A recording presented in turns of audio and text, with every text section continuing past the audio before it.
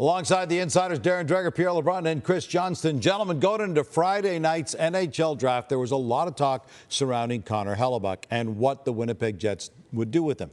Would they move him during the draft? Would they move him before the draft? But nothing happened there. So now the question becomes, Dregs, what do the Winnipeg Jets do moving forward with Hellebuyck? Well, and there's a couple of things that have to be considered here if you're management ownership of the Winnipeg Jets, because a lot of time and effort was invested in trying to appease Hellebuyck and move him along. I mean, the primary targets seem to be the Buffalo Sabres, a ton of back and forth between Jarmo Kekalainen and Kevin Cheveldayoff. But in the end, it feels like the Buffalo Sabres pulled back because they didn't get comfortable with the package that the Jets commanded to move a future Hall of Famer in Connor Hellebuyck. So, of course, there's time here for teams to revisit the possibility of trading Connor Hellebuyck. We're early into the offseason. But how about this theory? I mean, Cheveldayoff continues to have trade conversations with players, with defensemen, with forwards. Could they bolster their lineup to a point where they go back to Hellebuyck and say, all right, our roster is better. Does this change your mind? Are you interested in staying? So there are a couple of things being considered here. Pierre, you lit a bit of a fire as well when you started talking about Zach Werenski. Fresh off a Norris Trophy victory. He still got 2 more years on a deal that pays him $9.5 million a season, and yet you're suggesting that maybe he's not in their long-term plans with the Jackets?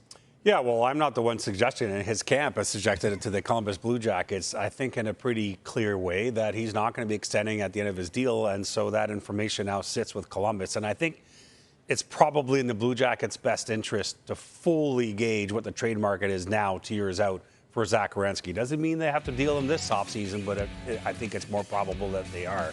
And some teams are already starting to emerge. This is going to be, listen, a drawn-out process probably, but the Dallas Stars, the Philadelphia Flyers, and the Carolina Hurricanes right away are teams to monitor here. Those teams have interest in Zach Werenski. I think that list will get to a dozen long by the end of this process. But again, for Zach Werenski, he has to waive his no move. But this is a massive piece here in the middle of the offseason in terms of teams' attention.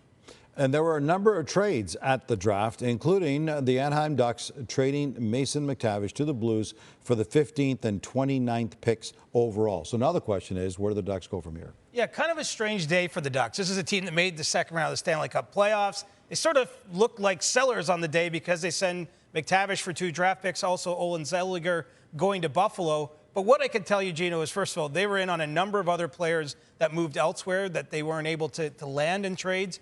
And now that they've added some of this extra capital, I think they're in a great position to look to add to their team, because certainly they are not in a selling mindset as we get to this offseason. And one area I think they'll really be looking hard at is the right side of their blue line. They have the possibility of Jacob Trouba hitting the open market on Wednesday, on July 1st. They've still had some discussions with his agent. They're trying to see if there's a fit there. But if not, they're losing John Carlson, potentially Radko Gudas, and Jacob Trouba. They're going to be adding to their blue line, and I think they're going to be pretty aggressive in the trade market as well. So this was one day of the offseason, but this isn't going to be what their offseason looks like, big picture. The night before the draft on Thursday night, it looked like Jason Robertson was on his way from Dallas to Seattle.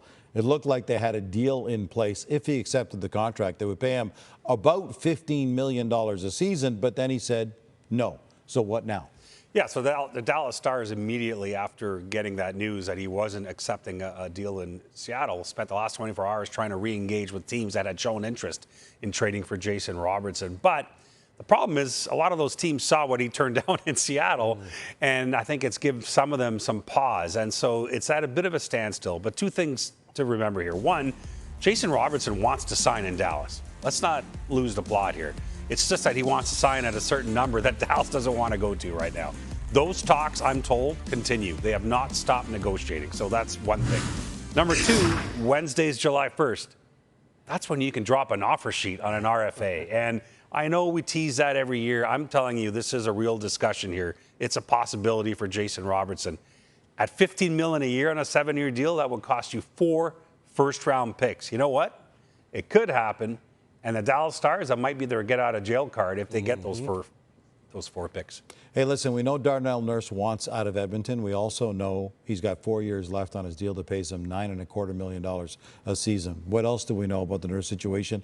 Is there any interest right now? Well, there's interest, but at this point it feels limited simply because, it's a 3-team list. That's what was submitted when Darnell Nurse made his trade request. And Stan Moman, the general manager of the Edmonton Oilers, has more or less exhausted negotiations with the Nurse camp. So what might need to happen is for Darnell Nurse to expand that 3-team list into a wider margin for the Oilers to work with.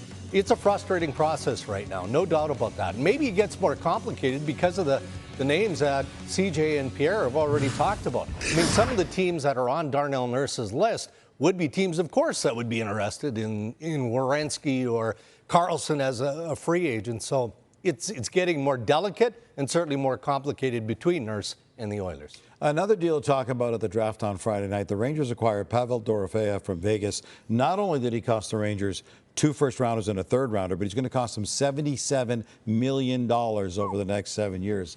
Just an example of the new reality? It's a great time to be a good player who needs a contract because we are truly in the cap growth era. And Pavel Dorofeyev getting $11 million per year, I think, is the first real example of what could be out there for, again, a good player. This guy scored 72 goals across the last 2 regular seasons, but still would not in the previous world be getting anywhere near this. Certainly the Vegas Golden Knights, who like them, they couldn't pay him that. They're not in a position, and that's why you start to see this trade come down. And so, as we look forward here, you've got Bo Byram. He can sign a new deal as of Wednesday after his trade to Chicago.